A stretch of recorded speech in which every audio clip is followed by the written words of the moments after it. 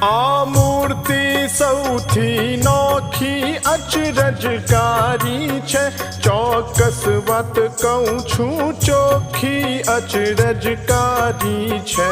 ચોક્કસ વાત કહું છું ચોખ્ખી અચરજકારી છે. આ મૂર્તિ નહીં અન્ય જેવી અચરજકારી છે, હરિ ધરીને દર્શે એવી અચરજકારી છે. હરિ